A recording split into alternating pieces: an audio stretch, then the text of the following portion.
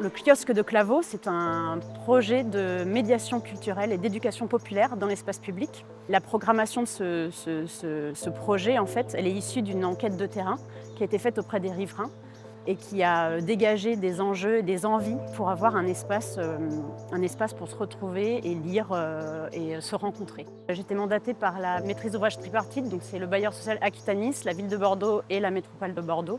Et mon rôle, c'est de faire circuler les informations sur l'écosystème du projet urbain, en lien évidemment avec le terrain et les habitants, les riverains, les usagers en fait, du quartier.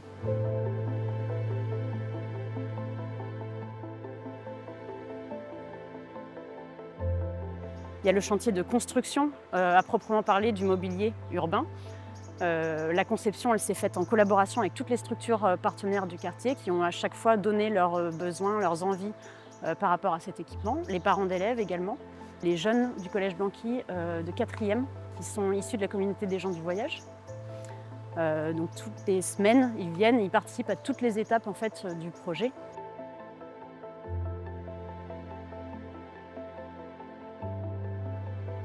J'ai été contactée par Marion, donc l'architecte, qui souhaitait faire participer des jeunes donc au sein du projet. Et donc j'ai eu l'idée d'associer la classe de Madame Rouet pour essayer de raccrocher aussi un peu ces enfants-là qui sont très absentéistes et les raccrocher un peu à l'école pour leur faire découvrir d'autres façons d'apprendre et de faire l'école, on va dire. Les élèves participent au chantier pour construire un kiosque au sein de leur quartier. C'est des élèves qui ont besoin vraiment de concret dans leurs apprentissages, qui ont besoin vraiment de trouver du sens. Ils ont travaillé avec des différents corps de métiers qui étaient sur place, quoi. Concrètement, dans le bâtiment, en fait, il y a plein de métiers qui existent, plein de spécialités. Est-ce que ça m'intéresse ou pas? Peu importe, en fait. De toute façon, c'est pas tant les orienter que de leur ouvrir l'esprit sur toutes ces perspectives possibles pour eux. J'ai travaillé le bois et on a vu aussi les livres. On a fait les lettres et tout.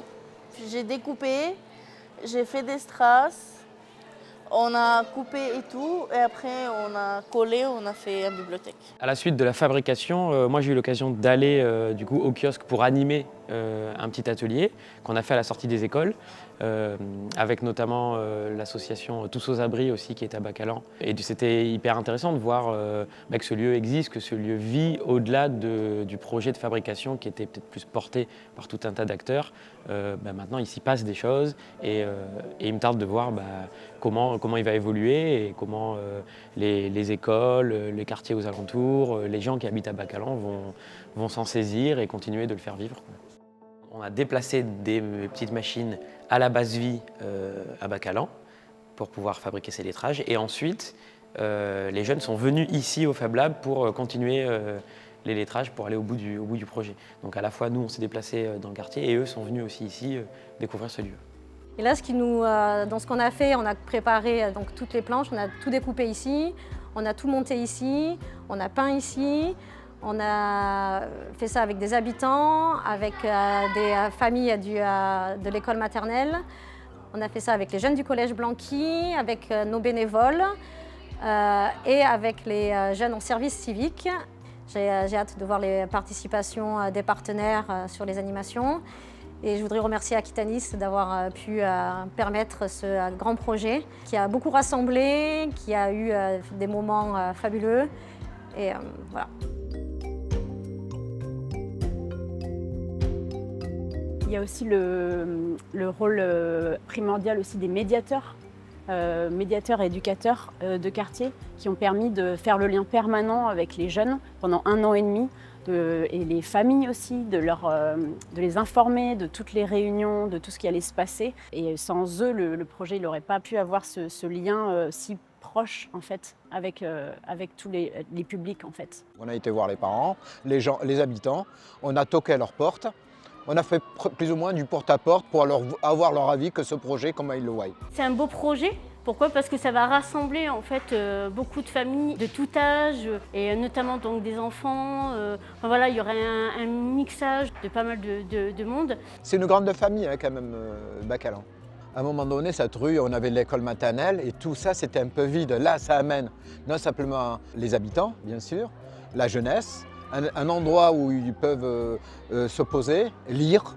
Et justement, autour de ce kiosque, va partager justement pas mal d'ateliers, pas mal d'actions et surtout le lien social. C'est aussi à un moment donné des enfants qui sont après l'école, au lieu d'être à la rue, ils viennent ici, s'assoient et ils échangent. Ça commence à être un endroit convivial, voilà, un endroit agréable et convivial. Ça va, disons, rassembler et en même temps dynamiser le quartier. Tout le chantier de lancement des animations en fait, qui vont avoir lieu autour de l'équipement public, qui est rendu possible via la création en fait, d'un comité de programmation culturelle qu'on a organisé avec toutes les structures partenaires du quartier. Et l'idée, en fait, c'est que chaque structure puisse venir à des temps différents, mais réguliers, de manière à ce qu'il y ait en fait une espèce d'autogestion du mobilier.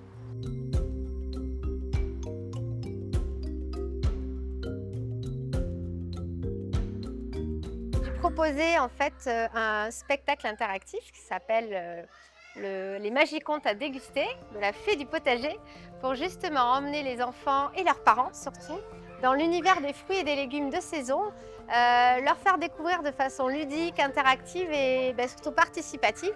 Donc ils ont écouté des histoires et ils ont transformé 2 légumes de saison en petites recettes magiques, des fleurs de carottes et des petites brochettes magiques radis fraises qu'ils ont dégustées avec grand plaisir, voilà, parce que l'alimentation passe par le plaisir, passe par les yeux, par tous les sens. Et l'idée, c'est justement de leur faire découvrir les aliments avec tous leurs sens. C'est complètement l'idée. L'idée, c'est vraiment d'amener la culture au plus proche des enfants et des familles. Parce que on a déjà, c'est une bibliothèque de rue qui est accessible 24 h sur 24, 7 jours sur 7, qui est alimentée par le livre vert. Donc elle est constamment, il y a des livres en permanence dans le kiosque. On est assez friand des chaînes de valeur qu'il est possible de constituer à l'échelle locale sur un territoire. On aime bien faire non pas d'une pierre 2 coups, mais d'une pierre 3, 4 coups. Effectivement. Et aujourd'hui, c'est ce que fait le kiosque. Il fait d'une pierre plusieurs coups. C'est effectivement un lieu qui permet d'accéder aux livres pour les enfants, pour les familles. Mais c'est également un lieu de fixation qui permet donc le lien social, la rencontre à l'échelle d'un quartier. Et ça permet également d'être un repère d'associations engagées dans la diffusion culturelle, je pense à Cap Science, dans la diffusion de la connaissance. Donc ça nous semblait très pertinent de participer et d'œuvrer à la création de ce lieu.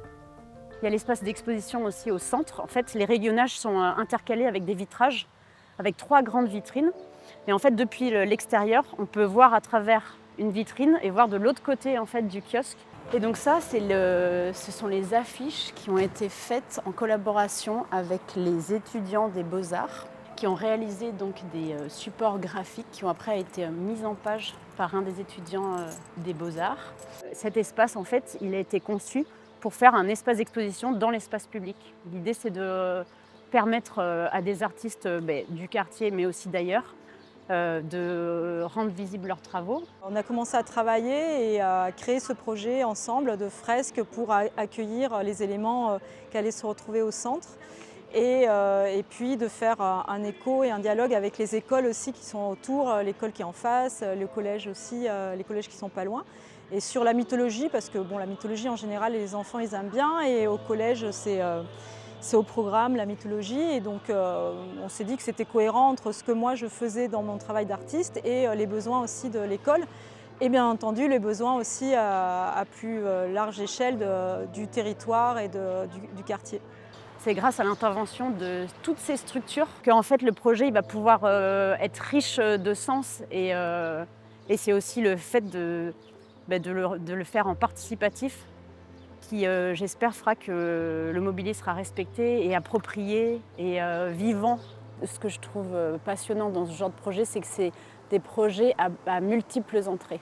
Aussi bien de la valorisation de patrimoine bâti du bailleur social Aquitanis, mais c'est aussi la création de liens sociaux, c'est de l'accès à la culture, c'est de l'intergénérationnel, parce que c'est un nouveau lieu où les gens se rencontrent maintenant sur le quartier.